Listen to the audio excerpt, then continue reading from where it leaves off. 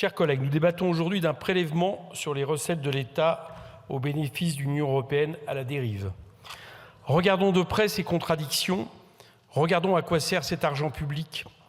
La nouvelle Commission européenne est fraîchement désignée avec un virage à droite toute, au lieu d'un accueil digne et humain. La Commission européenne nous annonce, je la cite, une approche globale en matière de migration et de gestion des frontières. Il faut entendre ici la militarisation globale des frontières européennes, l'enfermement global des gens qui ne sont coupables de rien.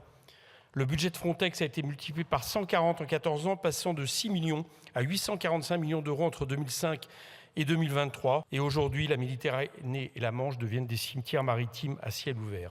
Au lieu d'une bifurcation écologique ambitieuse, cohérente et de longue haleine, c'est-à-dire simplement suffisante, la Commission européenne nous annonce, je la cite, une double transition écologique et numérique. On ne peut pas avoir de bifurcation écologique dans une Europe aveugle où la révolution numérique est aux mains des géants de la tech. Les émissions de gaz à effet de serre des entreprises du numérique explosent avec l'essor de l'intelligence artificielle, plus 50% en 5 ans pour Google et 30% en 3 ans pour Microsoft, selon le journal Les Échos. Et pendant ce temps-là, la lettre de mission du nouveau commissaire européen à l'énergie ne contient même pas le mot pétrole. À quoi sert donc leur transition ? Au lieu d'une harmonisation sociale, fiscale, environnementale dans une union à 27, la Commission européenne nous annonce, je la cite, une union élargie et plus forte. Mais dans l'état actuel des choses, on ne peut pas avoir une union élargie et une union plus forte.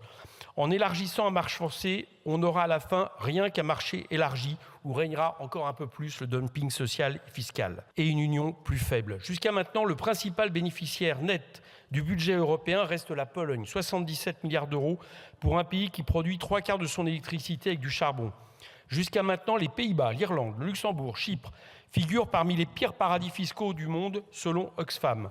À quoi sert-il d'élargir sans faire cesser les excès et les incohérences ? Ne serait-il pas le temps d'imposer le principe de non-régression sociale et écologique qui vise à n'appliquer les normes européennes que si elles sont supérieures aux normes nationales ? Le tableau ne saurait être complet sans le 4e cavalier de l'Apocalypse, la poigne pétrifiante du contrôle financier, j'ai nommé le pacte de stabilité et la Banque centrale européenne. Quand nos petits-enfants vieilliront dans le chaudron bouillant de la terre, que leur répondront nos fantômes ? Que Bruxelles imposait les 3% de déficit, que Bruxelles imposait les 60% de dette, que la BCE n'a pas assez verdi son portefeuille d'obligations. Certains ici ont déjà compris que lorsque la statue du commandeur vous convie à sa table, elle ne vous donne pas congé à moins d'une lutte. Il faudra donc lutter ou se faire traîner aux enfers par le colosse de pierre. Lutter en renégociant les traités pour pouvoir investir dans nos hôpitaux, nos écoles et limiter le dérèglement climatique et ses effets. Et en attendant, lutter en désobéissant à cette Europe-là et à son droit quand c'est nécessaire. Lutter pour se défendre contre le seul danger réel, le seul danger tangible, celui des limites de notre terre, celui qui rôde et dont les crocs consument déjà l'horizon. Il faut bien résister car cette Europe-là n'est pas l'illusion irénique qu'on voudrait nous faire croire. Elle est pétrie de rapports de force, de bénéficiaires et de tributaires. D'ailleurs, il en est d'autres qui désobéissent depuis des années dans l'ombre. Les orthodoxes néolibéraux s'émeuvent du déficit budgétaire et de la dette publique, ces prétendus indicateurs qui signifieraient que la France est irresponsable, contrairement aux adultes dans la pièce, pour reprendre les mots de Christine Lagarde. Mais dans le pacte de stabilité, il y a aussi 2 règlements de 2011 sur les déficits macroéconomiques excessifs.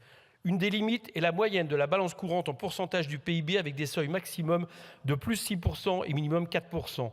Or, les données Eurostat sont claires.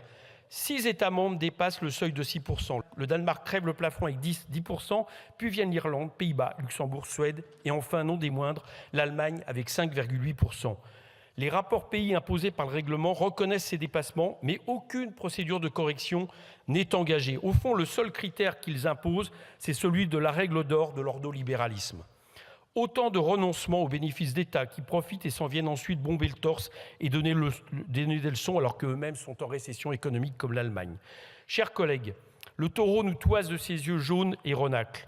Mais nous ne saurions voter ce prélèvement sur recettes pour abonder une Europe néolibérale qui se trompe de chemin et nous entraînera au fond de l'abîme si nous ne luttons pas pour la transformer. Merci.